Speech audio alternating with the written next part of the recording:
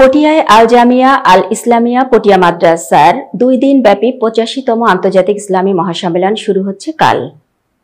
বিস্তারিত দেখুন এইচটি বাংলা পটিয়া প্রতিনিধি সেলিম চৌধুরীর প্রতিবেদনে।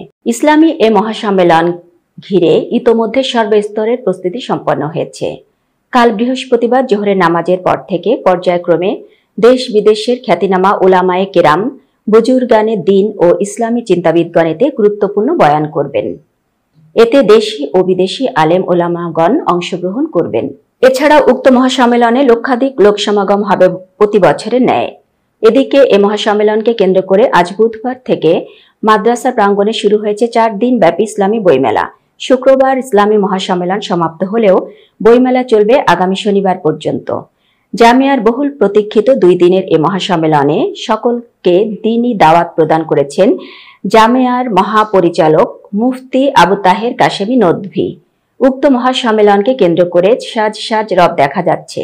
সাজানো হচ্ছে পটিয়া মাদ্রাসার বিভিন্ন ভবন সহ কক্ষগুলো। জি, আপনাকে ধন্যবাদ। আমাদের দক্ষিণ পূর্ব এশিয়ার অন্যতম বৃহত্তর দ্বীনি প্রতিষ্ঠান আল জামিয়া আল ইসলামিয়া পটিয়ার 2 দিনব্যাপী আন্তর্জাতিক ইসলামী মহাসম্মেলন আগামী 28 এবং 29 নভেম্বর বৃহস্পতি ও জুমাবার জামিয়া প্রাঙ্গণে অনুষ্ঠিত হবে।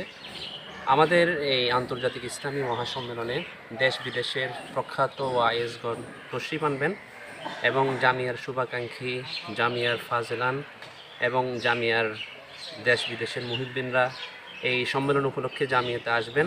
আমি আমাদের জামিয়া প্রধান হযরত মাওলানা মুফতি আবু তাহের কাশেমি নদভী সাহেব দামাত বারাকাতুহুমের পক্ষ থেকে, হুজুরের পক্ষ থেকে আদেশপ্রাপ্ত হয়ে সকলকে দাওয়াত প্রদান করছি। হুজুর ডেস্ক নিউজ এইচটি বাংলা।